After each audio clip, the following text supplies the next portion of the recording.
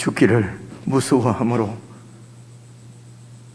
죽음의 세력을 잡은 자 마귀에게 매여 평생을 종노릇하는 우리 인생을 불쌍히 여기시고 구원하시려 우리와 같은 모양으로 혈과 육을 입으시고 오셔서 십자가에 죽으시고 장사 지낸 바 되었다가 죽음의 권세를 이기시고 다시 사셔서 지금도 살아계시며 우리의 영원한 주님이 되신 예수 그리스도, 그분을 의지하는 것이 예배입니다.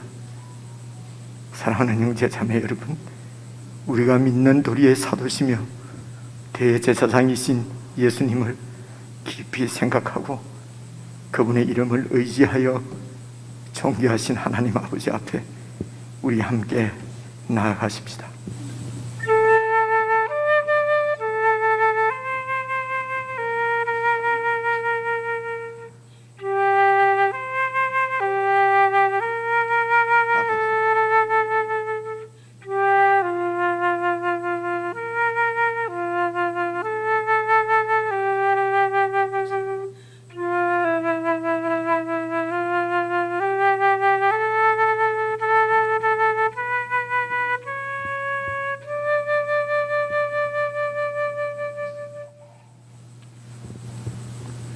전능하사 천지를 만드신 하나님 아버지를 내가 믿사오며 그 외아들 우리 주 예수 그리스도를 믿사오니 이는 성령으로 잉태하사 동정녀 마리아에게 나시고 본디오 빌라도에게 고난을 받으사 십자가에 못 박혀 죽으시고 장사한 지 사흘 만에 죽은 자 가운데서 다시 살아나시며 하늘에 오르사 전능하신 하나님 우편에 앉아 계시다가 저리로서 산자와 죽은 자를 심판하러 오시리라.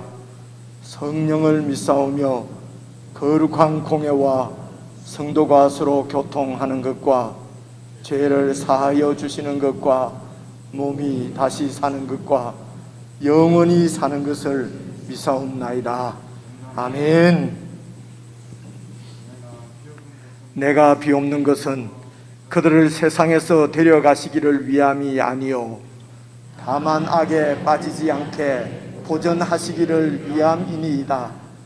내가 세상에 속하지 아니함 같이 그들도 세상에 속하지 아니하여서옵나이다. 그들을 진리로 거룩하게 하옵소서. 아버지의 말씀은 진리니이다. 아버지께서 나를 세상에 보내신 것 같이 나도 그들을 세상에 보내었고 또 그들을 위하여 내가 나를 거룩하게 하오니 이는 그들도 진리로 거룩함을 얻게 하려 함이니이다. 아버지여, 아버지께서 내 안에 내가 아버지 안에 있는 것 같이 그들도 다 하나가 되어 우리 안에 있게 하사 세상으로 아버지께서 나를 보내신 것을 믿게 하옵소서. 내게 주신 영광을 내가 그들에게 주었사오니 이는 우리가 하나가 된 것 같이 그들도 하나가 되게 하려 함이니이다. 아멘.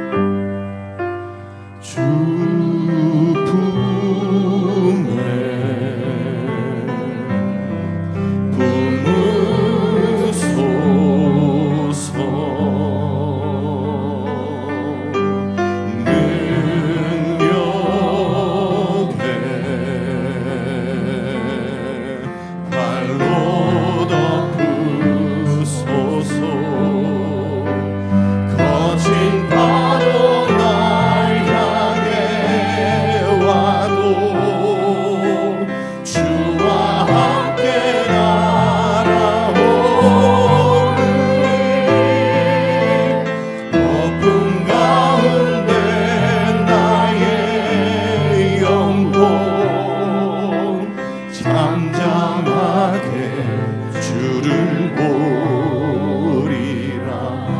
안에 주님 안에 나 거하리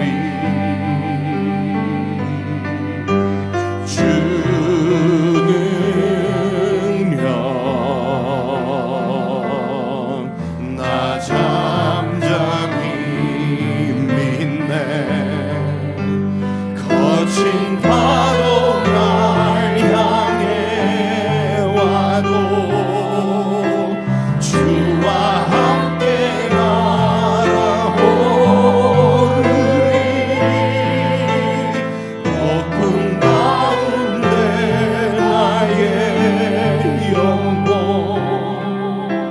잠잠하게 주를 보 거친 파도 날 향해 와도 거친 파도 날 향해 와도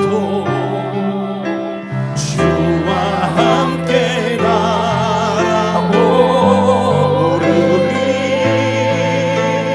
높은 가운데 나의 영혼 잠잠하게 주를 우리 목소리로만 잠잠하게 주를 보리라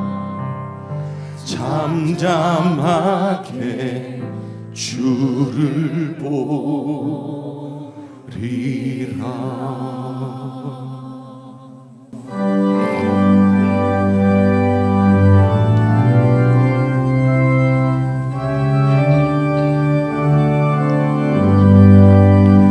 온 세상 위하여 나 모든 전하리 온 백성 모두 나와서 주 말씀 들으라 죄 중에 빠져서 헤매는 자들아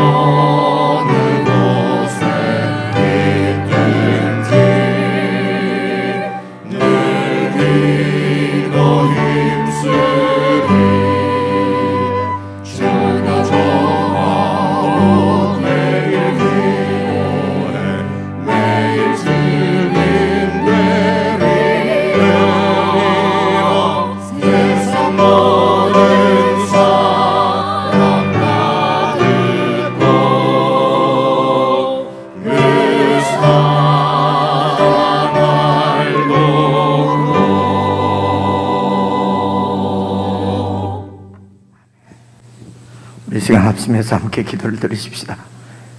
우리가 믿음으로 살고 예수 그리스도의 사람으로 이 세상을 살아가지만 그러나 그친 파도가 나를 향해서 몰려오는 것 같은, 폭풍 한가운데 서 있는 것 같은 그런 어렵고 힘든 상황들을 마주하고 그런 일들이 우리 주위에 많이 일어나는 것을 우리는 경험합니다.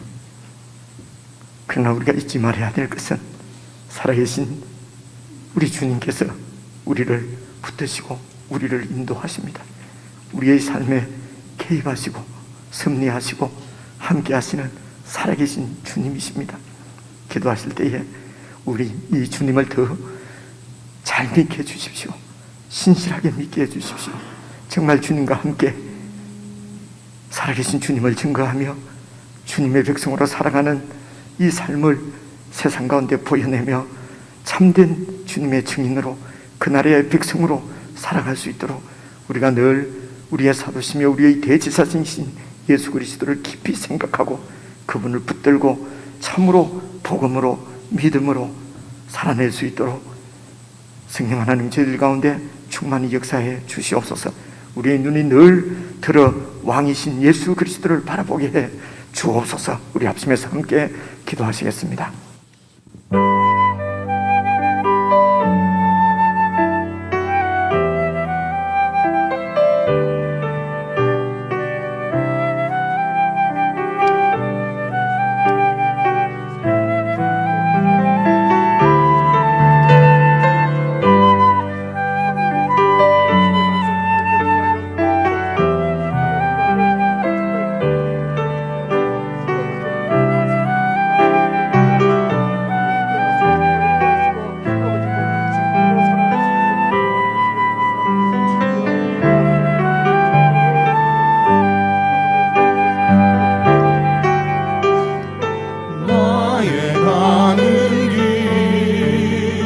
주님 인도하시네. 그는 보이지 않아도 날 위해 일하시네. 주 나의 인도자 항상 함께 하시네. 사랑과 힘 베푸시며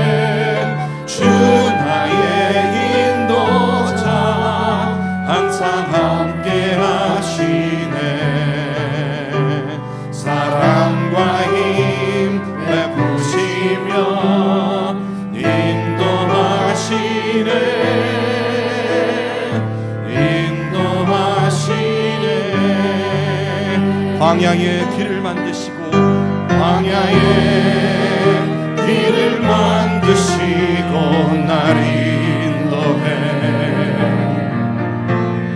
사막의 강 만드신 것 보라. 하늘과 땅 변해도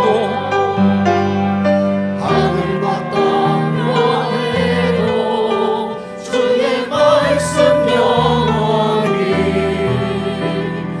삶 속에 새 일을 행하리. 나의 가는 길 주님 인도하시네. 나의 가는 길 주님 인도하시네. 그는 보이지 않아도 날 위해 일하시네. 주 나의 항상 함께 하시네. 사랑과 힘 베푸시며 인도하시네. 광야의 길을 만드시고 날 인도해. 광야의 길을 만드시고 날 인도해. 사막의 강 만드신 것 보라. 사막의 강 만드신 것 보라. 하늘과 땅 변해도 주의 말씀 영원히 내 삶 속에 새 일을 행하리. 나의 가는 길, 나의 가는 길 주님 인도하시네. 그는 보이지 않아도 날 위해 일하시네. 주 나의 인도자 항상 함께 하시네.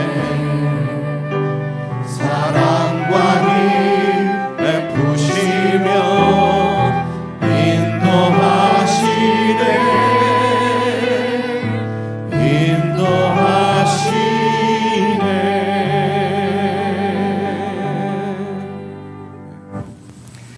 하나님 아버지, 저희들의 눈을 여셔서 광야의 길을 만드시고 사막의 강을 만드신 우리 주 예수 그리스도의 능력을 보게 해 주옵소서. 우리 같은 사람들을 변화시키셔서 하나님의 자녀로 삼으시고 주님의 백성으로 살아갈 수 있도록 변화시키신 주님의 능력을 우리가 보게 하여 주시옵소서. 하나님 아버지, 우리가 삶 가운데서도 참으로 실제적으로 주님을 믿고 의지하고 주님의 말씀대로 살아 참 복음의 증인으로 세상 가운데서 살아갈 수 있도록 은혜를 베풀어 주시기를 간절히 기도합니다. 오늘 주의 백성들이 함께 모여 하나님 앞에 이렇게 귀한 예배를 드릴 수 있도록 주님께서 저희들 가운데 역사해 주신 것 감사합니다.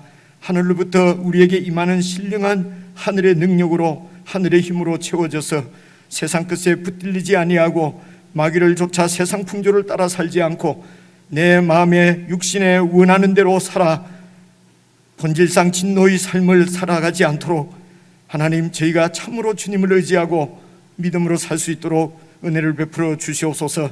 하나님 아버지, 돌이켜보면 한 주간도 주님의 은혜가 아니고서는 우리가 이 자리에 설 수 없음을 주님 앞에 고백합니다.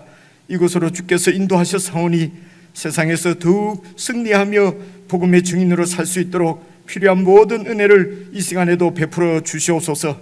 주의 은혜임을 알고 주님께 많이 감사하며 오직 주님만 의지하고 주님만 믿는 믿음으로 예배를 드리는 모든 주의 백성들의 찬양과 기도와 예물을 주님께서 기쁘게 받아주시고 사랑하는 주님 마음 중심의 소원을 들으셔서 아버지 하나님 중심의 소원대로 주의 백성다우게 신실하게 살 수 있는 모든 능력을 하늘의 복을 더하여 주시기를 간절히 원하옵고, 오늘도 교회에 들려주시는 주의 말씀을 저희들이 잘 듣고 이 말씀을 우리 가운데 능력으로 역사할 수 있도록 참으로 무릎 꿇어 주의 말씀을 잘 받는 저희들 되게 하여 주옵소서.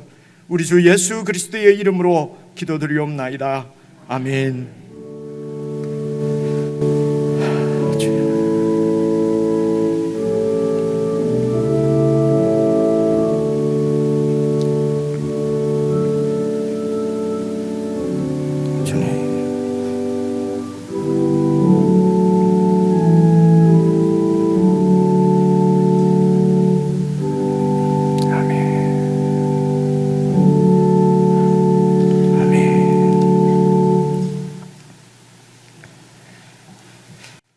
하나님의 말씀은 신약 성경 312페이지입니다.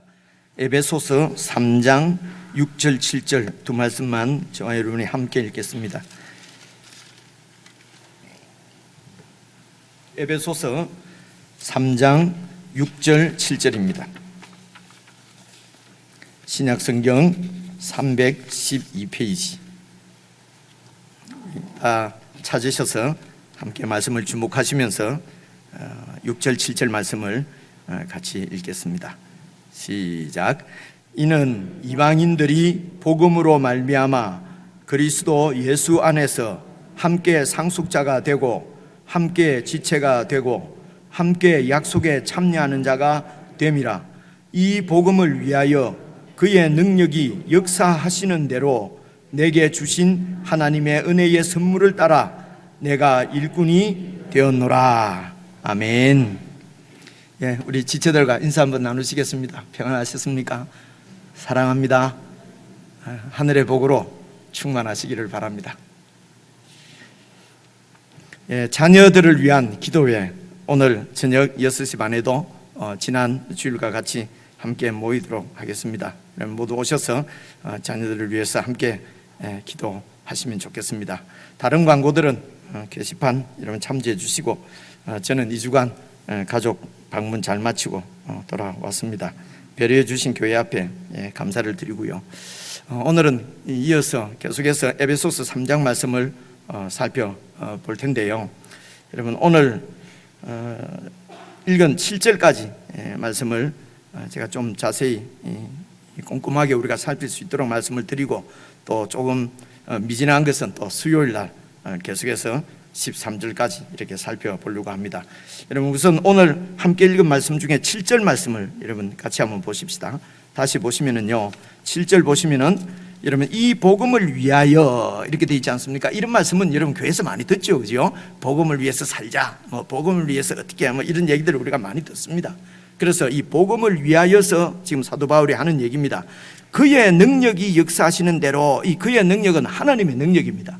하나님이 능력이 역사하시는 대로 내게 주신 하나님의 은혜의 선물을 따라서, 그러니까 하나님의 능력과 하나님의 은혜로 지금 바울이 복음을 위해서 어떻게 해요?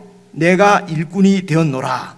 그래서 지금 바울은 자신을 복음의 일꾼이라고 지금 얘기를 하는 거죠. 그죠? 바울은 자신을 복음의 일꾼이라고 얘기를 합니다. 그런데 그 복음의 일꾼이 된 것은 하나님의 능력과 하나님의 은혜로 자신이 복음의 일꾼이 되었다는 것입니다. 오늘 여러분 어떻습니까? 누가 오늘 이 시대는 누가 복음의 일꾼입니까? 목사님들이지요. 선교사님들이지요. 그렇습니까? 여러분 잘 생각을 하시면요, 이런 직분이나 무슨 이런 직책이 복음의 일꾼이 되는 것은 아닙니다. 목사의 직분을 가지고도 복음의 일꾼이 아닐 수 있지요. 그렇지 않습니까? 그죠? 그러니까 복음의 일꾼이 무엇입니까? 바울은 이 복음의 일꾼이 얼마나 영광스러운지 하나님의 능력으로, 하나님의 은혜로 자신이 복음의 일꾼이 되었다고 하는 것입니다. 오늘도 이 복음이 무엇인지를 잘 알고 잘 깨닫고 그 복음을 받아들이고 그 복음을 붙들고 복음의 뜻에 순종하면서 그 복음을 살아내는 사람들이 복음의 일꾼 아니겠습니까? 목사님들도 목사님들이 그런 복음의 일꾼의 복음의 삶을 살아낼 어떤 환경이나 그런 기회가 많을 것이다, 뭐 이렇게 생각합니다. 선교사님들도 그런 기회가 많을 수 있다는 얘기지, 꼭 선교사만 복음의 일꾼이고 꼭 목회자만 복음의 일꾼이고 장로들만 복음의 일꾼이고 그런 건 아닌 것 같아요. 복음의 일꾼이 무엇이냐? 복음이 무엇인지 우선은 깨달아야 합니다. 알아야 합니다. 그리고 그 복음을 내 것으로 완전히 받아들여야 합니다. 그리고 그 복음이 나에게 체질화되어져서 복음을 그대로 살아내는 것입니다. 오늘 우리가 찬송을 부른 대로 복음의 증인이 되리라 그렇게 하지 않습니까? 그죠? 복음의 증인이 되기 위해서 여러분 다 선교사가 되실 필요 없습니다. 제가 선교 현장에 오래 있다 온 사람 아닙니까? 선교사님들인데도요, 복음의 증인 같지 않은 모습을 저한테서도 보고요, 많은 것을 많이 봅니다. 제가 목사로서 오랫동안 살았지 않습니까? 복음의 일꾼이 아닌 목사님들도 많이 있는 것 같아요. 저도 그 범주에서 벗어날 수는 없을 것 같아요. 어떤 때는 복음의 일꾼이 되었다가 어떻게는 내 일꾼이 되었다가 내 욕심의 일꾼이 되었다가 왔다 갔다 하거든요. 그래서 우선은 복음이 무엇인지, 이거는 목사가 알아야 될 것이 아니고 신학자가 알아야 될 것이 아니고 선교사만 알아야 될 것이 아니라, 여러분 이 에베소서 말씀은 에베소에 있는 성도들에게, 교인들에게 내가 편지하노니 해서 보낸 편지거든요. 그렇죠? 그렇습니다. 그래서 복음이 무엇입니까? 그게 6절에 나와요. 봐보십시오. 6절입니다. 이는 이방인들이 이 복음으로 말미암아서, 그죠? 복음이 무엇입니까? 이 복음으로 말미암아서 이방인들이 그리스도 예수 안에서 함께 상속자가 되고, 이 상속자는 하나님의 모든 것을 상속받는 하나님의 자녀라는 얘기입니다. 이 복음 때문에 이방인들이 하나님의 자녀, 상속자가 되고, 또요 함께 지체가 되고, 지체란 말은요 멤버라는 얘기지 않습니까? 함께 하나님 나라 백성이 되고, 이런 말입니다. 그리고 또 뭐라고 합니까? 6절에 이 복음으로 말미암아 이방인들이 함께 약속에 참여하는 자, 약속은 하나님께서 복 주시겠다고 하는 하나님의 약속입니다. 내가 너희들의 하나님이 되어 주겠다고 하는 그 하나님의 언약의 약속을 이 복음 때문에 이방인들에게도 미쳤다는 것입니다. 이 복음이 오기 전에는 유대인들만이 하나님의 상속자였어요. 복음이 오기 전에는 유대인들만이 이스라엘 백성, 하나님 나라의 백성 멤버들이었어요. 지체들이었어요. 이 복음이 오기 전에는 유대인들만이 하나님의 이 복의 약속을 받은 사람들이었어요. 이게 바로 유대인들의 선민 사상이지 않습니까? 우리들만이 하나님의 백성이요, 하나님의 율법을 가진 자고, 하나님의 성전을 가진 자고, 하나님의 복을 받은 자라는 것입니다. 복음이 오기 전에는 유대인들만이었어요. 그런데 이 복음이 모든 유대인들만이 아니라 모든 이방인들, 모든 이방인들이 하나님 나라의 복을 받아서 누릴 수 있도록 하는 것이 복음이었습니다. 그래서 이 복음이 어떻게 역사합니까? 예수님 안에서, 그죠? 그리스도 예수님 안에서 이 복음이 이방인들에게 미쳐서 하나님의 자녀의 복을 받는 것, 이 진리, 이것이 진리인 것을 우리가 1장 2장에서 살폈잖아요. 그죠? 진리는 영원히 변치 않는 것입니다. 그것은 하나님의 말씀, 하나님의 뜻만이 진리예요.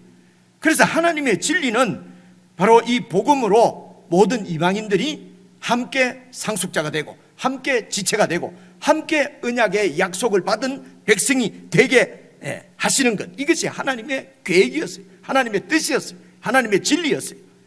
이 사실은 2장에서 우리가 다 살펴봤는데 한 2주가 또 지났으니까, 그죠? 그래서 2장 11절부터 제가 이게 말씀을 찾아왔습니다. 여러분 성경을 보셔도 좋습니다만은 말씀을 찾아왔는데요.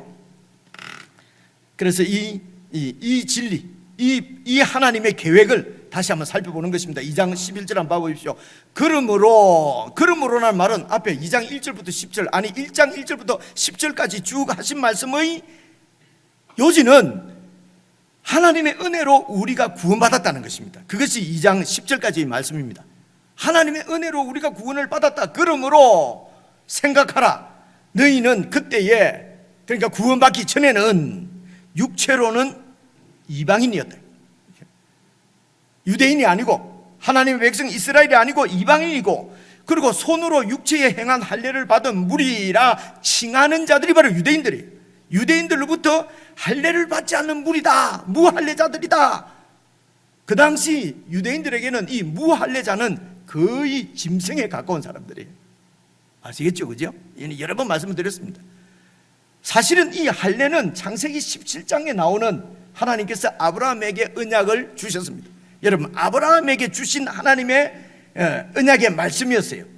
네 모든 후손들은 다 내 백성인 정표로 할례를 받으라고 한 것입니다. 여러분, 아브라함에게 하나님께서 명하신 하나님의 언약이 바로 이 할례라는 것을, 아브라함을 여러분 잘 기억을 해 놓으십시오. 오늘 제가 이 아브라함에 대해서 말씀을 좀 드리려고 하는 것입니다.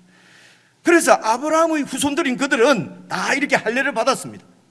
그래서 그들만이 하나님의 언약의 백성이라는 것입니다. 이 할례를 받지 않는 이방인들은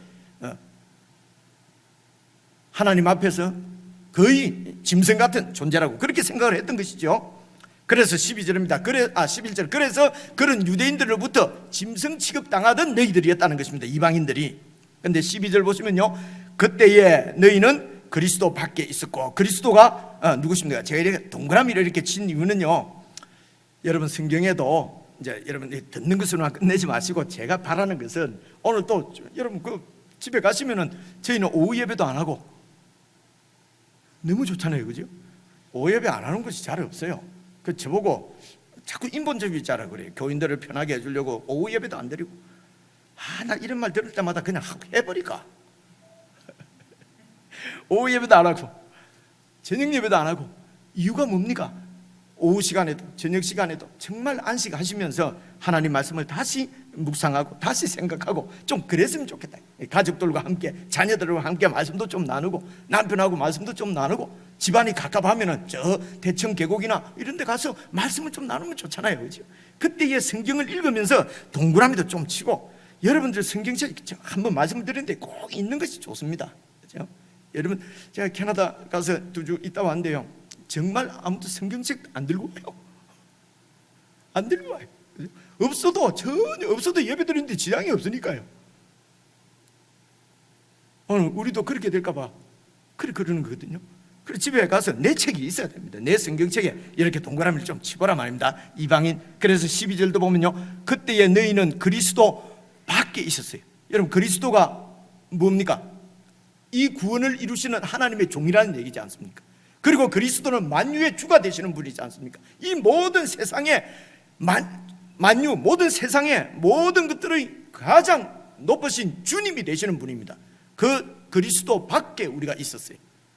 그리스도하고는 관련이 없었다는 것이죠. 그리고 이스라엘 나라 밖의 사람이에요. 동그라미 친하지 않습니까? 이스라엘 나라 사람이 뭡니까? 바로 하나님의 백성이 이스라엘이에요. 우리는 하나님하고는 관계가 없는 거죠. 밖의 사람이라. 그리고요, 약속의 언약들, 하나님께서 복을 주시겠다고 하는 하나님의 백성으로 복을 주시겠다고 하는 그 하나님의 언약들에 대해서는 또 외인이고, 그래서 세상에서 소망이 없고 하나님도 없는 사람이었더니, 근데 13절입니다. 13절 보시면요, 이제는 전에 멀리 있던 너희가, 멀리 있었다는 뭡니까? 이 유대인은 하나님의 백성들입니다. 이방인들은 너무 멀리 있었습니다. 이방인들은 하나님하고는 전혀 관계없이 멀리 있던 너희가 그리스도 예수 안에서 그리스도의 피로 가까워졌다. 유대인과 이방인이 가까워졌다는 말은 무슨 말입니까? 계속 설명이 나와요.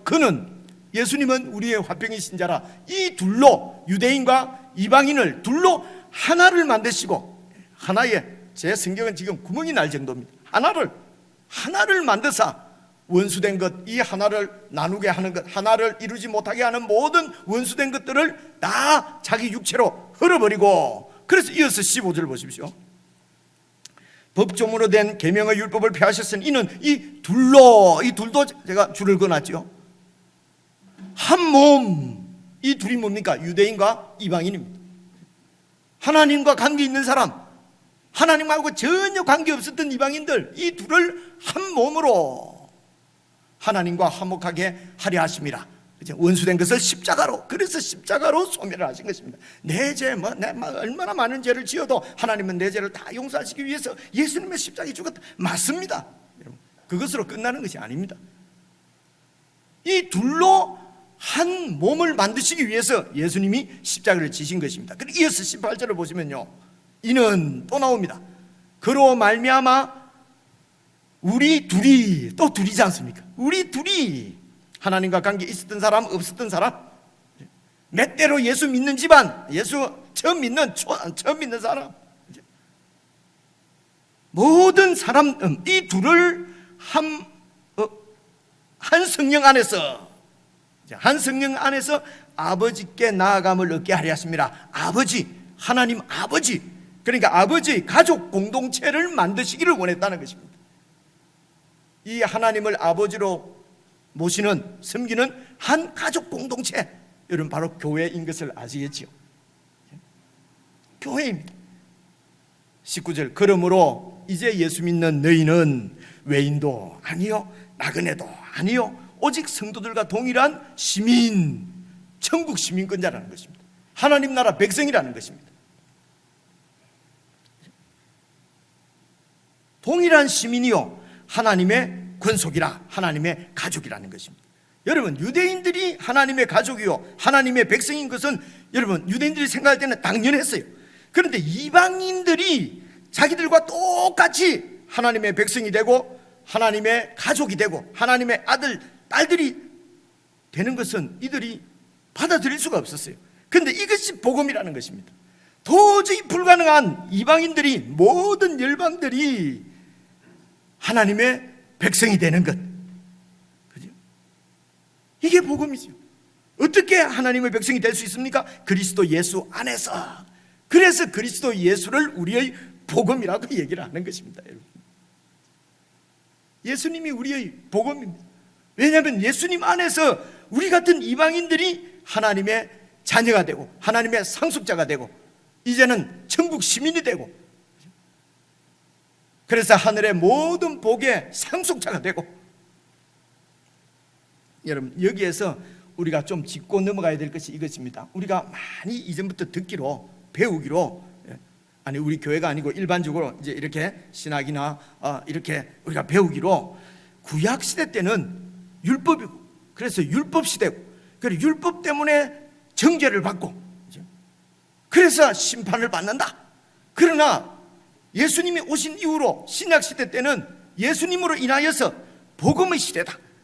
그래서 예수님의 피로 우리가 정죄받지 않고 심판받지 않고 죄사함을 얻고 구원을 받는다. 그래서 구약은 율법이고 율법으로 심판받는 시대고, 신약은 예수님을 통해서 구원받는, 은혜가 임하는, 은혜로 구원받는 복음의 시대다 라고 여러분 이렇게 배웠어요. 근데 지금은 신학자들이 이게 잘못 가르쳤다고 얘기를 합니다. 성경은 그렇게 얘기를 하고 있지 않구나. 그런데도 이전 거 계속 붙잡고 그렇게 가르치는 이렇게 학자나 교회들도 많이 있는 것만은 사실이에요. 근데 이런 구약에는 이런 그 율법, 신약 때는 복음, 이런 게 이제 여러분 소위 세대주의라고 하는 신학 들어보셨습니까? 그죠? 이게 미국에서 있는 그 제가 뭐 세대주의 이런 것을 신학적 제가 자세히 사실은 잘 모르고 그 부분을 여러분들에게 지금 이 시간 또 설명할 시간은 없습니다만은, 그런 이 세대주의 신학이 이제 뭐 무슨 여러분 옛날에 뭐 다미 선교회니 뭐니 모든 이런 시한부 종말론 이런 이단들이 이제 이런 신학에서 나옵니다. 사실은요. 지금도 그런 신학은 우리 가운데, 특히 한국은 이제 그런 신학이 바로 이렇게 한국으로 들어왔기 때문에 우리 한국의 기독교인들은 거의 지금 제가 말씀드린 이런 생각들을 갖고 있어요. 그런데요, 보십시오. 여러분 갈라디아서 말씀 제가 한 말씀만 찾아봤는데 한번 봐보십시오. 갈라디아서 3장 7절 8절입니다. 그런즉 믿음으로 말미암은 자들은, 복음을 받은 자들이죠. 복음을 받은 자들은 아브라함의 자손인 줄 알지어다. 지금 이렇게 얘기를 하고 있거든요. 이 지금 신약입니다. 예수를 믿는 사람들은, 이 복음을 받은 자들은 아브라함의 자손이다. 8절 보십시오. 또 하나님이 이 이방인들을, 원래는 이게 모든 열방들입니다, 이방인들을 믿음으로 말미암아 의로 칭하실 것을 성경이 미리 알고 먼저 아브라함에게 율법을 전하다가 아니고 복음을 전했어요. 아브라함이 받은 것은 복음입니다, 여러분. 그죠? 율법이 아니에요. 구약시대 때부터 처음부터 하나님은 은혜로 우리를 대하십니다. 처음부터 하나님은 은혜로 우리를 구원하시지, 구약시대 때는 율법으로 우리를 정죄하고 신약에 와서 은혜의 복음이 임한 것이 아닙니다. 아브라함에게 이미 하나님의 복음을 하나님께서 전하셨습니다. 그래서 그 복음의 내용이 뭡니까? 모든 이방인이, 모든 열방이 너로 말미암아 복을 받으리라. 이 복이 뭡니까? 내가 너희의 하나님이 되고 너희는 내 백성이 되리라고 하는 아브라함의 자손들을 향한 하나님의 언약이었습니다. 이게 복이어서 하늘의 복입니다. 이 복을 처음부터 아브라함에게 유대인만 복을 주시겠다는 것이 아니라 모든 이방인에게 하나님께서 복을 주시겠다고 하는 복음을 아브라함에게 전한 것입니다. 그런데 이 유대인들이 우리 민족만, 그렇게 해서 유대인들이 이 복음을 잘못 이해한 것입니다. 하나님의 뜻을 잘못 이해한 것입니다.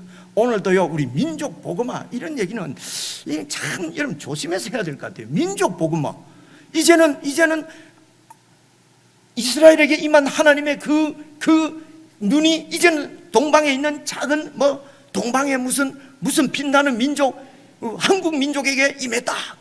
이제는 우리 민족이 무슨 뭘 감당해야 될 시대고, 이런 얘기들 있지 않습니까?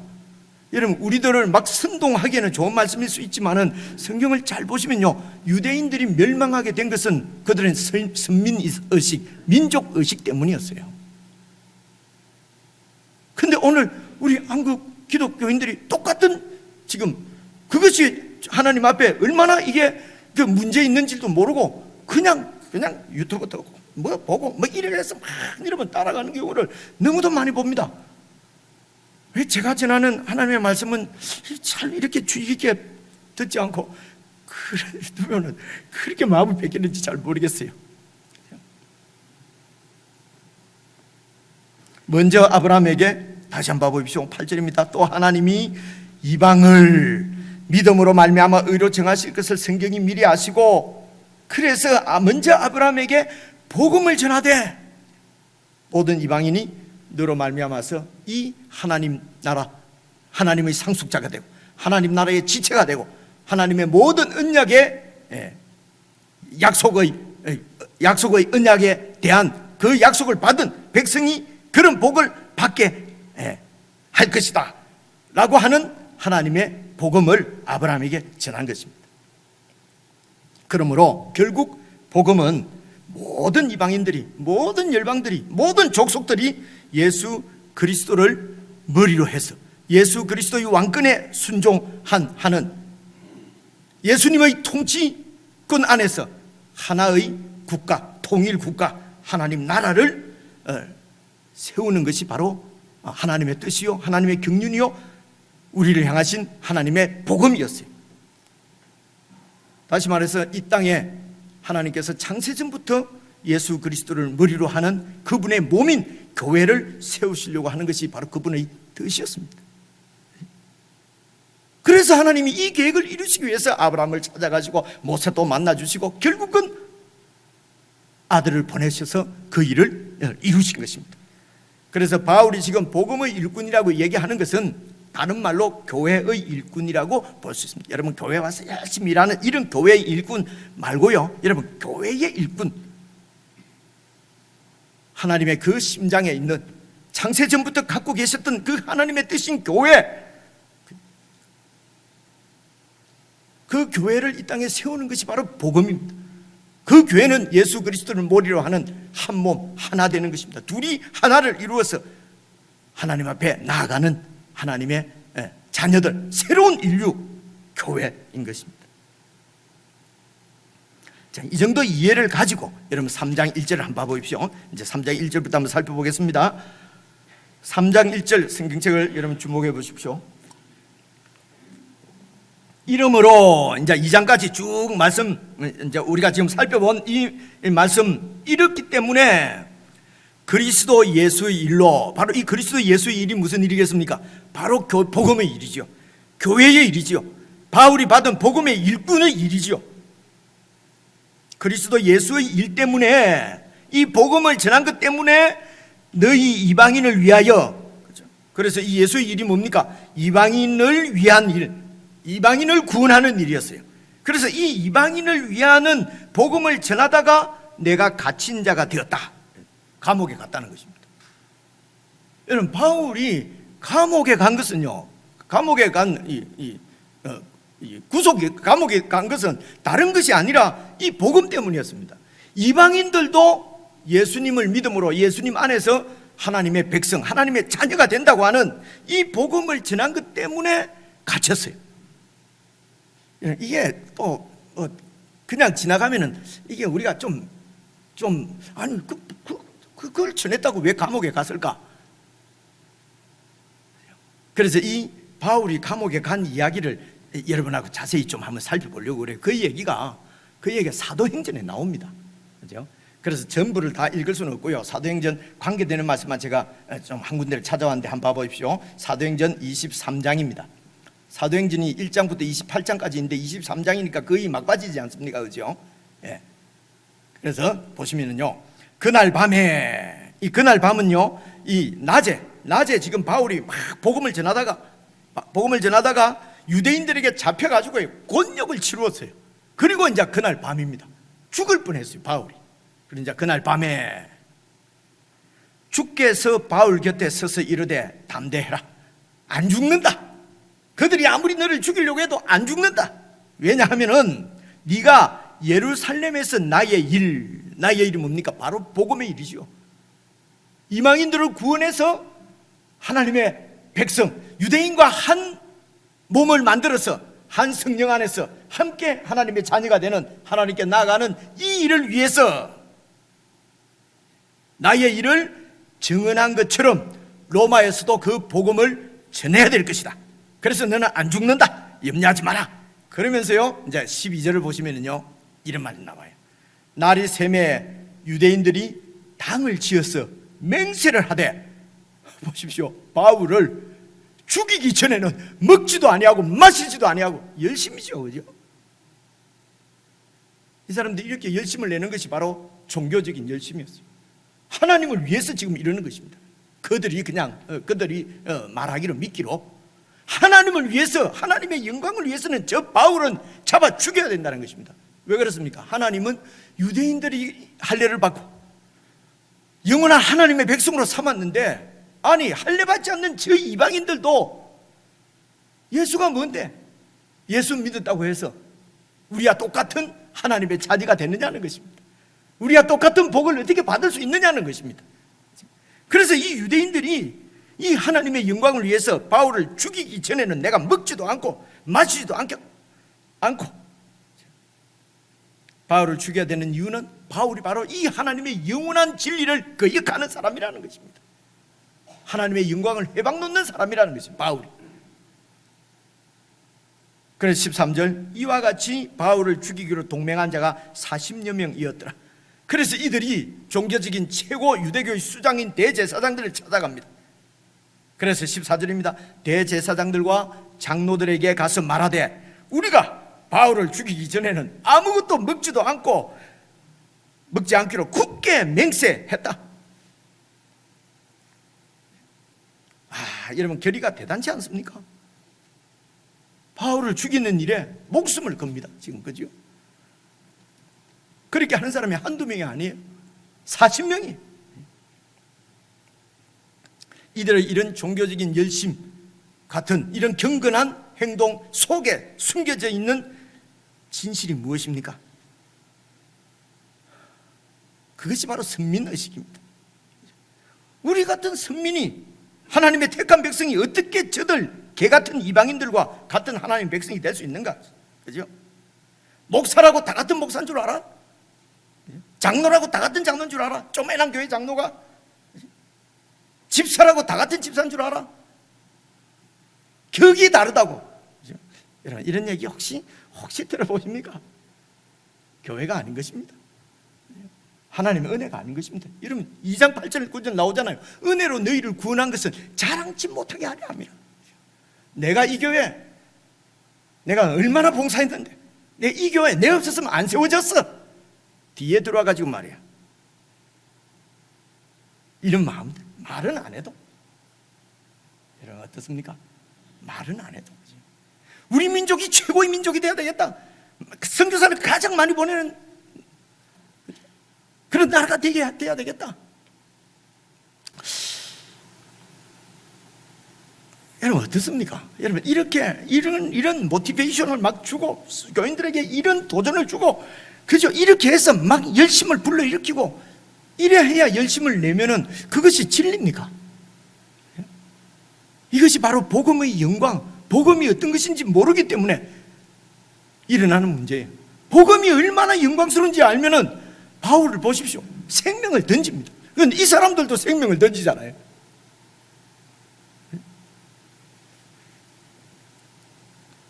복음의 영광을 모르기 때문에 여러분, 세상에서 경쟁을 시켜야 되고, 그죠? 뭘 제시를 해야 되고, 교회에서 뭘 해야지, 그렇게 해야 막 교회가 힘을 내고, 그죠? 정말 죄송합니다. 제가 캐나다에서도 좀 오래 살았잖아요, 그죠? 이제 인구도 얼마 안 되고요. 제가 사는 도시가 한 20만 조금 더 되는데, 저희 주에서는 주도거든요. 그리고 이제 20만쯤 되는 도시가 2군데 있습니다. 그리고 대도시가 3만 5천 명이 이제 대도시입니다. 그 놀라지도 않아요. 그 3만 5천 명 되는 이제 도시가 한 2개 있어요. 그리고 이제 1만 5천 명 되면은요 중소도시입니다. 중소도시. 제가 이게 우리 장류가 15만이라고 그러더라고요. 그거 갖다 놓으면은요 완전 정말 면인데 말입니다.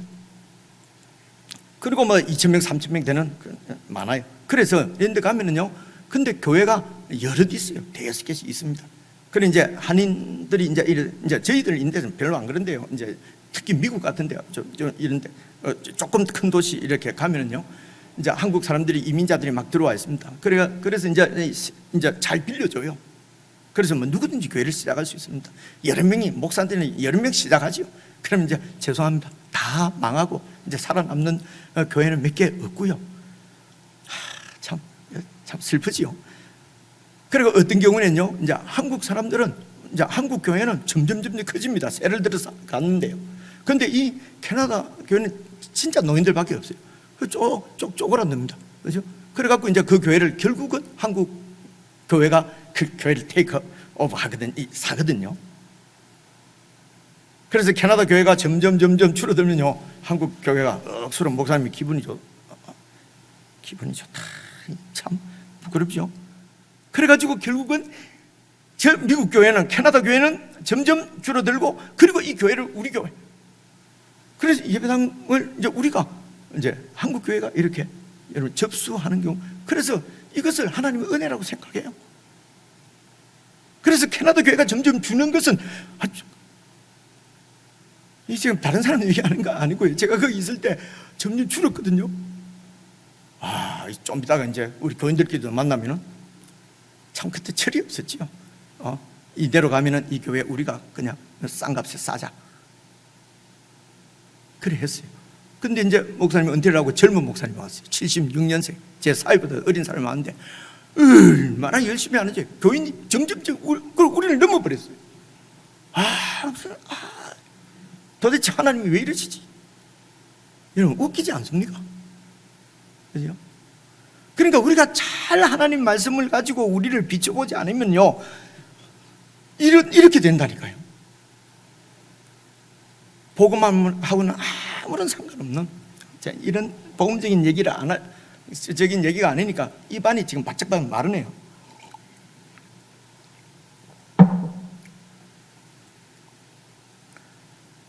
그래서 우리 민족이, 우리 한국 교회가 이런 것들을, 우리 교회가 이런 것들을 잘 생각하셔야 합니다. 그죠? 이런 것들은 교회가 같이 하나님 말씀을 꼼꼼하게 살피지 않으면요, 어gin이 나뉩니다. 그죠?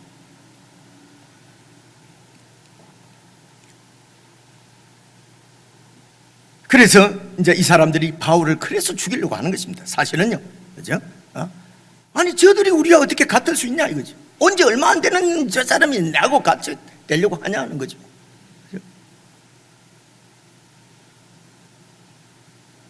아니면 최재훈 목사 내하고 같은 목사예요 지금?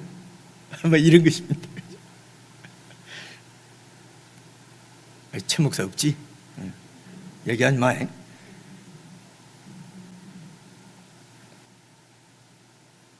그래서 이 사람들이 23장 15절 보십시오. 이제 너희는 이제 대제사장들에게 모략을 꾸밉니다. 너희는 그의 사실을 더 자세히 물어보는 척 하면서 공회와 함께 천부장은 이제 로마 장교입니다. 로마 장교에게 청해서 바울을 너희에게로 좀 더 물어볼 게 있다.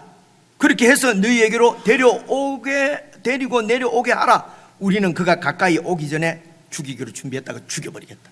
바울 이놈이 도망가서 숨어버렸으니까 찾을 수가 없으니까 바울을 너희 대제사장 공회에서 불러라. 신문할 게 있다고. 그렇게 해서 부르면은 오는 중에 우리가 죽이겠다는 것입니다.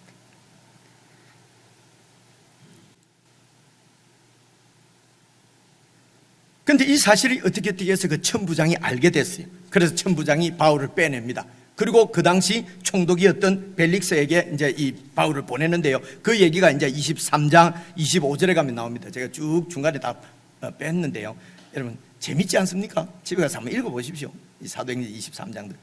그래서 이제 이 천부장이 이제 이 총독 각하에게 편지를 보냅니다. 또 이 아래와 같이 편지하니 일러서되 글라우디오 루시아, 이 사람이 천부장 이름이에요. 클라우디온 루시아는 총독 벨릭스 각하에게 문안드리옵나이다. 이 사람이, 이 바울이 유대인들에게 잡혀서 죽게 된 것을 내가 로마 사람인 줄 알고 군대를 그리로 가서 빼냈습니다. 그래서 이 바울은 태어날 때부터 어떻게 되어서 로마 시민권자였어요. 그래서 로마 시민권자를 이들이 막 죽이려고 하는 것을 내가 보고 빼냈습니다. 그죠? 잘한 일이죠. 그래서 이제 좀 생각 좀 해달라는 것입니다. 그 이제 높은 사람한테. 그래서 그 다음 줄 보시면요, 유대인들이 무슨 일로 그를 고발하는지 내가 알고자 하여 그들의 공회로 내가 이 사람을 데리고 갔더니 고발하는 것을 가만히 들어보니 그들의 율법 문제에 관한 것뿐이지 한 가지도 이 사람이 죽이거나 결박할 사유가 없음을, 우리 로마에 해대는 사람이 아닙니다. 무슨 로마에서 이렇게 뭐 무슨 잡아서 어떻게 해야 될 그런 죄가 없습니다. 그래서 그 다음 줄 보십시오. 그런데 이 사람을 해하려고 하는, 죽이려고 하는 계략 관계가 있다고 누가 내게 말을 해 주어서 알려주기 때문에 내가 이 사람을 곧 당신에게로 보냅니다. 그리고 또 이 사람을 고발하고 있는 저 유대인들도 당신에게 가서 당신 앞에서 이렇게 고소를 하라고 내가 말했습니다. 그렇게 해서 이제 이 바울을 이 총독 벨릭스에게 이제 보낸 것입니다. 그래서 24장에 가면은요, 이제 24장에 가서 이 총독이 이제 벨릭스가 막 이제 바울을 신문을 하고 하는 얘기가 나오다가 쭉 내려가서 23절에 보면요, 백부장에게, 이제 천부장 밑에 백부장이죠. 백부장에게 명하여 바울을 지키되 바울에게 자유를 주고 그 친구들이 그를 돌봐주는 것도 금하지 말고, 그렇게 해서 27절, 이태가 지난 후 2년이 지난 후 2년 동안 그래서 구류를 살았는데요, 연금 비슷한, 같은 연금 비슷한 거죠. 구류를 살았는데 여기는 유대 지역이었어요. 유대 지역. 그 가이사라라고 하는 것인데 이 가이사라가 바로 로마 총독 관저가 있는 곳이에요. 그래서 그곳에서 이제 2년 동안 이제 붙잡혀 있는데, 감옥을 살고 있는데 이제 이 총독이 자유를 줘라. 사람들이 와서 만나고 뭐 이래 하는 것은 다 되도록 해주라. 이제 이렇게 얘기를 해서 2년을 지났는데, 2년이 지난 후 브루기오 베스도라고 하는 사람이 총독으로 부임을 했어요. 그 당시 로마의 총독은 거의 임기가 2년이었다고 합니다. 2년 만에 이렇게 돌아가는 거죠. 그렇죠? 그래서 문제없이 잘 있으면은 영전하고, 거기서 막 폭동이 일어나고 문제가 있으면은 완전히 좌천당하고, 그래서 이 총독들은 이제 다스리고 있는 식민지가 폭동 일어나지 않게 하려고 이 총독들이 그 유대 토호 세력이죠, 그죠? 하고 잘 지내려고 합니다. 그래서 보십시오. 그래서 베스도가 벨릭스의 소임을 받아서 총독으로 부임했는데, 이 벨릭스가 이 유대인들의 마음을 얻고자 해서 바울을 계속해서 2년 동안 감옥에 두었다는 것입니다. 아무런 죄가 없으면 풀어주면 되잖아요. 그런데도 유대인들의 마음을 얻으려고, 혹시 폭동이 일어나면 자기가 정치적이죠. 그래서 이제 베스도가 부임을 해서 또 이런 여러 일이 있은 다음에 25장에 가면은요, 이제 베스도가 이제 그 바울을 어떻게 처리하는가를 보십시오. 24절, 베스도가 말하되 아그리빠 왕과 같이, 이 아그리빠 왕은 유대 지역의 왕입니다. 그리고 이제 이 베스도는 로마에서 파견한 총독이고요. 그래서 이제 총독은 그 사정을 잘 모르잖아요. 근데 이 아그리빠 왕은 그 유대인들이 사정을 잘 아니까 이제 그 유대인 사정을 잘 아는 아그리빠 왕까지도 이제 이렇게 모셔놓고, 그죠? 여러분이요, 당신들이 보고 있는 이 사람은 유대인의 모든 무리가 크게 외치되 살려두지 못할 사람이에요. 죽이라고 한다. 여러분, 예수님 죽이라고 하는 사람들이랑 똑같죠, 그죠? 그래서 죽이라고 하는데, 그래서 예루살렘에서도 나한테 가이사라까지 몰려와가지고 내게 청원하였는데 내가 살피건대 죽을 죄를 범한 일이 없다. 그런데 이 사람이 지금 가이사에게 상소를 했다. 가이사가 이제 로마 황제거든요. 로마 시민권자니까 이제 황제에게 내가 로마에 가서 내가 심판을 받겠다 라고 상소를 했기 때문에 지금 가이사에게를 보내야 되는데, 이 사람 죄명이 뭔지 모르겠다는 것입니다. 죄명이 있어야 뭐 상소를 할 텐데. 그래서 여러분들한테 좀 도움을 얻으려고 내가 여러분을 모았다, 지금 이 얘기입니다. 그렇게 해서 이제 이렇게 해서 여러분 아시는 대로 바울이 이제 죄수로서 로마로 호송되어 갑니다. 그래서 예루살렘에서 내일을 전한 것처럼 예수님께서 나타나서, 그죠? 로마에서도 나의 일을 전해야 될 것이다. 그럼 로마까지 어떻게 가는가?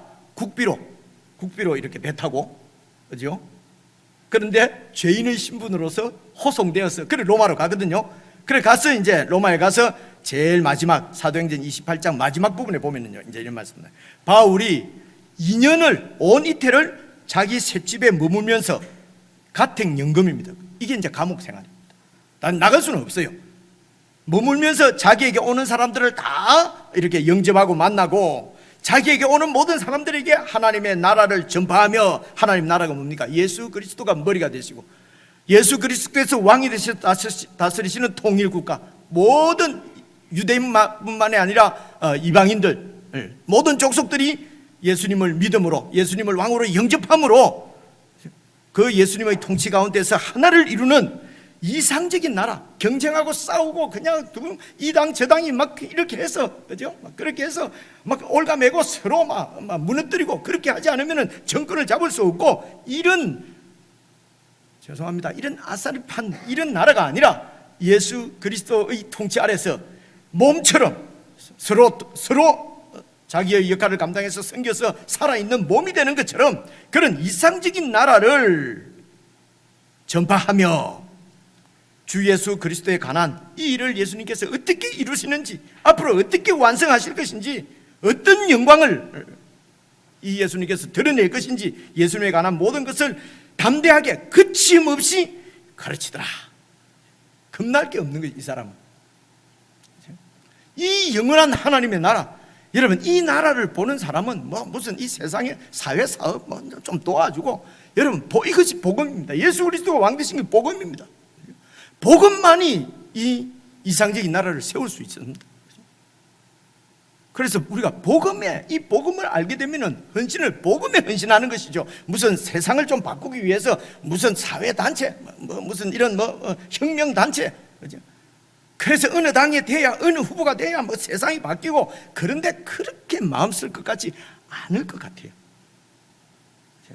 이 이상적인 하나님의 나라. 그래서 이 나라를 증거한 것 때문에 바울이 감옥에 갇혔어요. 그죠?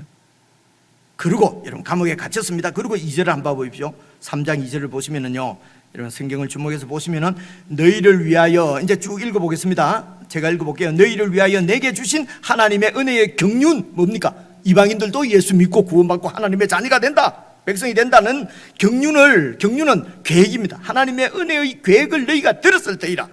곧 계시로, 하나님께서 계시로 보여주지 않으면 알 수가 없어요. 그래서 비밀입니다. 보십시오. 3절, 곧 계시로 동그라미 치고요, 내게 비밀도 동그라미 치고요, 알게 하신 것도 동그라미 치고요. 내게 이 비밀을 알게 하신 것은 내가 먼저 간단히 기록해 준 거 1장 2장에 다 기록했잖아요. 그죠? 기록을 하였으니, 4절 보십시오. 제가 할 말이 많아가지고 말입니다. 4절 보십시오. 그것을 읽으면은 내가 그리스도의 비밀을 깨달은 것을 너희도 알 수 있을 것이다. 내가 깨달은 비밀을 너희도 알 수 있을 것이다. 어떻게 하면요, 그것을 읽으면, 성경을 그냥 여러분 읽으면 내가 이 그리스도의 비밀을 깨달은 것을 너희가 알 수 있을 것이다. 놀랍지 않습니까? 우리가 어떻게 이 하나님의 비밀을 압니까? 이렇게 기록해 놓은 것을 우리가 읽으면은 5절 보십시오. 이제 그의 거룩한 사도들과 선지자들에게 성령으로 나타내신 것처럼 다른 세대에는 하나님이 이런 아브라함에게도 복음을 전했지만은 이 복음이신 예수 그리스도가 오시기 전 시대에는 잘 알지 못했다는 것입니다. 이 사실을. 아브라함에게 그렇게 복음을 하나님이 전했는데도 유대인들이 그 복음을 모르고 그냥 율법대로 살았다는 것입니다. 율법은 자기를 드러내는 것이거든요. 율법은 내 힘으로 이루어서 하나님 앞에 칭찬받는 거거든요. 내가 열심히 해서 하나님 앞에 나는 상 받고 너는 내보다 좀 같은 상 받으면 안 되지, 이런 게 율법이란 말입니다. 그래서 예수님이 오시기 전 시대에는 보십시오, 사람의 아들들에게 알리지 아니하셨으니, 그 내용이 뭡니까? 6절, 이는 이방인들이 복음으로 말미암아 그리스도 예수 안에서 함께 상속자가 되고 함께 지체가 되고 함께 언약의 백성이, 약속을 받은 백성이 되게 하시는 이 복음을 위하여서 하나님께서 능력을 주시고 은혜를 주시고 내가 복음의 일꾼이 되었다는 것입니다.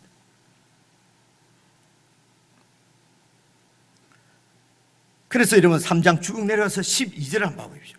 12절, 우리가 그 예수님 안에서 그 예수님을 믿음으로 말미암아 담대함과 확신을 가지고 하나님께 나아감을 얻느니라. 하나님의 자녀가 되는 확신을 갖는 것은 내 공로가 아니라 내 어떤 행위가 아니라 바로 이런 예수님 안에서, 예수님의 복음 안에서, 예수님을 믿는 믿음 안에서 나아감을 얻느니라. 13절, 그러므로 너희에게 내가 구한다. 지금 감옥에서 지금 바울이 구하는 겁니다. 감옥에 갇혀 있어요, 여러분. 내가 이 감옥에서 너희에게 구하노니 너희를 위한, 너희도 하나님의 자녀가 될 수 있다고 하는 이 복음을 전하다가, 그래서 이방인을 위하다가 받은 나의 여러 환난, 지금 감옥에도 갇혀 있고 죽을 뻔하고 이런 나의 여러 환난에 대해서 낙심하지 마라, 슬퍼하지 마라. 이는 내가 이렇게 감옥에 갇혀 있고 핍박을 받고 하는 것이 너희의 영광이다. 너희의 영광이다. 내가 갇혀 있는 것 때문에 아이고 하나님 복음 전하다 하나님 말씀대로 저렇게 살았는데 아니 왜 복은 못 받고 저렇게 감옥에 갇혀 있습니까? 여러분, 이런 얘기를 우리들도 많이 해요. 그래서 우리가 생각하는 복은 세상에서 잘 되는 거예요. 아니 바울이 이렇게 복음의 일꾼으로 헌신을 했는데 왜 감옥에 들어갔습니까? 그런데 바울은 이 감옥을 너희의 영광이다, 영광스럽게 생각하라. 여러분, 이 생각할 점이 좀 없습니까? 세상에서 뭐 일이 좀 잘 풀리고 하면 복 받았다는 것입니다. 그래서 우리의 관심은 복음이 아니라 이 세상 복에 그냥 다 꽂혀 있다는 것입니다. 그래서 이때도 아니 우리 바울 선생님이 어떻게 저렇게 감옥에서 모진 고초를 당하는가? 1년도 아니고 2년씩이나 감옥에 어떻게 있을 수 있냐? 낙심하지 말라. 내가 너희를 위하다가 복음을 전하다가 감옥에 갇혀 있는 것이 우리의 영광이다.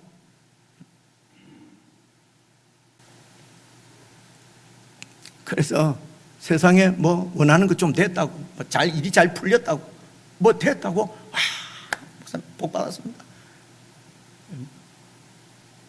그것도 하나님의 은혜지요. 그래서 감사한금 하시고, 그리고 일이 실패했어요. 쫄딱 망했어요. 핍박을 받았어요. 감옥에 들어가면 감사한금을 2배로 하시기 바랍니다. 아무도 아멘 안 할 줄 알았어요, 내가.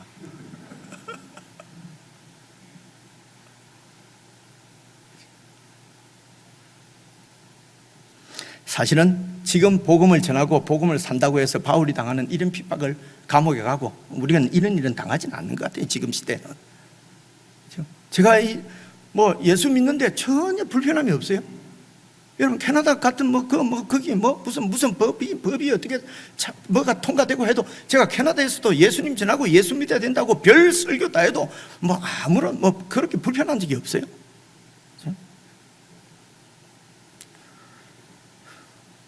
근데 이런 시대가 어디 있다고? 이런 시대 가운데서 내가 어떻게 복음을 살아낼 것인가 하는 것이 중요하지요. 무슨 아직 오지도 않는 자식 세대 생각하면서 뭘 바꿔야 된다고 자꾸 이렇게 하는 것이, 저렇게 하는 것이 맞는가? 그런 생각을 좀 갖고 있다는 것입니다. 그죠? 그러나 정말 이 복음대로 오늘도 살면은 여러분 어려움이 옵니다. 불편합니다. 정말 이 복음대로 복음의 영광을 바라보고 그 영광을 위해서 살면은 세상에서는 여러분 성공 출세 못할 경우가 많아요. 그죠?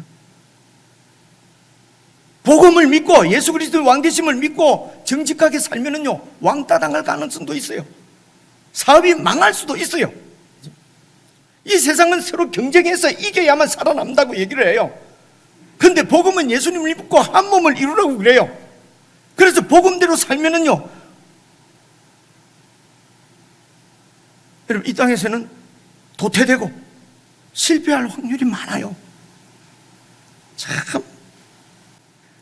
그래서 뭡니까? 이런 내가 이겨야 되고 이런 이기적인 삶을 포기하게 되면은요, 말씀대로 살면 이 세상에서 어떻게 내가 나는 막 그래 살았다 치고 내 자식들 나처럼 이렇게 살라고는 못한다. 어쩌든지 세상에서 이겨한다. 그러니까 우리 자녀들은 복음으로 못 살잖아요. 그죠? 다 세상의 경쟁 가운데를 밀어내버리잖아요. 거기 가서 그래서 출세도 하고요, 그죠? 사장도 되고 검사도 되고 판사도 되면 자식 잘 키웠어요. 하나님이 그 집에 복을 막 내려가지고 너무 잘 됐어요. 이런 말씀을 들으면요 정말 가슴이 무너지는 것 같아요. 근데 우리는 다 그렇게 합니다. 그리고 또 복음을 입에 올리고 복음을 위해서 살고 복음을 위해서 캐나다 왔다고 그러고요, 선교지 왔다고 그러고요. 복음으로 살면은, 이기적인 삶을 포기하면은 이 세상에서 도태될 것 같은 두려움이 다시 우리를 불의와 죄 가운데로 우리를 끌어들이는 것입니다. 여러분, 이 불의가 뭡니까? 이게 에베소서 2장 3절에서 우리가 다시 봤지 않습니까? 전에는 우리도 다 그 가운데서, 사탄이 지배하는 세상 가운데서 우리의 육체의 욕심을 따라 지내고 육체와 마음의 원하는 것을 하며 다른 이들과 같이 본질상 진노의 자녀였는데, 그런데 머리신 예수 그리스도의 통치 안에서 서로 사랑하고 섬기고 참고 기다리고 용납하고 모든 이방인들도 다 하나님의 자녀가 될 때까지 기다리고 그들을 위해서 나를 부인하고 십자가를 지고 하나를 이룰 때까지, 주님의 통치가 이루어질 때까지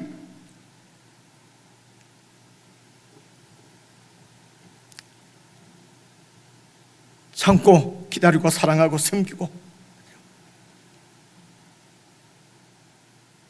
이런 하나님의 나라의 백성으로 하나님이 우리를 구원하셨다는 것입니다. 그런데 이렇게 살면은 도저히 너무도 어렵고 힘듭니다. 그래서 여러분, 요즘 우리가 히브리서 말씀을 묵상하지 않습니까? 그렇죠? 그래서 성도들이 믿음을 떠나는 것입니다. 믿음을 떠나는 것입니다. 그 당시에도, 히브리서 때도 그래서 믿음을 떠났어요. 그런 교인들을 바라보면서 히브리서가 기록이 된 것입니다. 여러분, 히브리서 2장 3절 4절 한번 봐보십시오. 이게 어제 말씀이었죠. 우리가 이같이 큰 구원, 예수 그리스도의 복음, 이 큰 구원을, 우리를 구원하시기 위해서 하나님이 창세전부터 뜻을 정하시고 아브라함과 모세와 다윗에게 다 이런 과정을 거쳐서 아들을 보내시고 아들의 십자가의 죽음과 부활을 통해서 우리를 하나님의 백성으로 만드신 이 큰 구원을 등한히 여기면 어찌 그 보응을 피할 수 있을 것인가? 이 구원은 그냥 천당 가는 구원이 아니에요. 그죠? 예수 그리스도의 몸인 교회의 일원이 된, 그죠? 하나님 나라 백성이 된 이 구원은 처음에 우리 주님께서 오셔서 말씀하신 바요, 그리고 이 주님의 말씀을 들은 제자들이 우리에게 확정해 주신 바니, 하나님도 이 제자들, 사도들이 이 복음을 전할 때에 성령의 기적을 통해서 이 말씀을 확정해 주셨느니라. 그래서 여러분, 오늘 말씀 3장 1절 2절에 보면요, 그러므로 함께 하늘의 부르심을 받은 거룩한 형제들아, 함께 하늘의 부르심을 받은 거룩한 형제들, 자매들, 여러분들아, 우리가 믿는 도리의 사도시며 대제사장이신 예수를 깊이 생각하라. 그 예수님은 자기를 세우신 하나님에게 신실하시기를 모세가 하나님의 온 집에서 한 것처럼 예수님께서는 신실하게 그렇게 행하셨다. 이 복음으로 구원받은 우리들이 그 예수님을 깊이 생각하고 그 나라에 신실하게 복음의 증인으로 그렇게 살 것을 히브리서 말씀, 오늘 말씀에서도 우리가 들었습니다. 그러므로 여러분, 외부의 박해나 어떤 외부의 어려운 상황들이 사실은 문제가 아니라 우리가 이 복음을, 이 예수님을 깊이 생각하지 못해서, 이 복음이 무엇인지 잘 몰라서, 이 복음을 깊이 깨닫지 못해서, 이 복음을 붙잡지 못했기 때문에 생기는 문제라고 하는 것입니다. 그러므로 함께 하늘의 부르심을 받은 거룩한 성도 여러분, 우리가 믿는 도리의 사도시며 대제사장인 예수를 여러분 깊이 생각하시고 그분처럼 그분 나라에, 그분 앞에서 정말 신실하게 그렇게 사셔서 우리를 구원하시고 영원토록 우리를 인도하시는 그 주님의 은혜를 매일매일 여러분 받고 누림으로, 이 세상의 것을 뭐 가지고 못 가지고 이런 것 때문에 무슨 좌절하고 낙심하고 그러지 말고, 설사 감옥에 있다 하더라도 바울처럼 이것이 바로 복음을 위해서 살다가 받는 고난은 이것이 바로 하나님의 영광이다 라고 우리가 하나님 앞에 말씀드리고, 우리가 서로 이 말씀으로 격려하면서 함께 복음의 삶을 잘 살아내는 저와 여러분, 우리 교회가 될 수 있기를 주님의 이름으로 축원합니다. 기도하겠습니다. 하나님 아버지, 저희들이 복음을 잘 깨달을 수 있도록 매일매일 예수님을 깊이 생각하고 예수님의 말씀을 꼼꼼히 살피는 그래서 말씀에 붙잡혀 살아가는, 그래서 복음의 증인으로 하루라도 살아가는 저희들이 될 수 있도록 은혜를 베풀어 주옵소서. 우리 주 예수 그리스도의 이름으로 기도드리옵나이다. 아멘.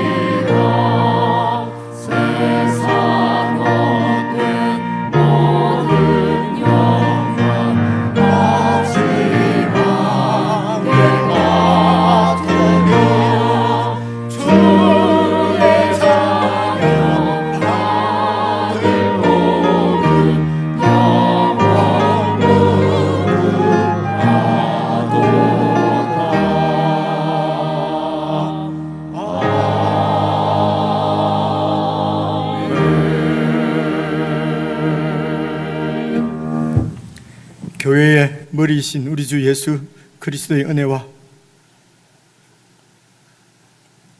저희들이 받을 영원한 복을 아낌없이 내려주시는 우리 하나님 아버지의 그 크신 사랑과 복음으로 살 수 있도록 우리의 눈을 붙들어 인도해 주시는 성령님의 내주 교통 사김이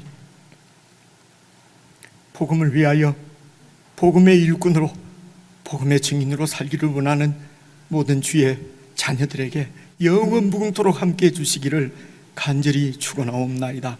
아멘.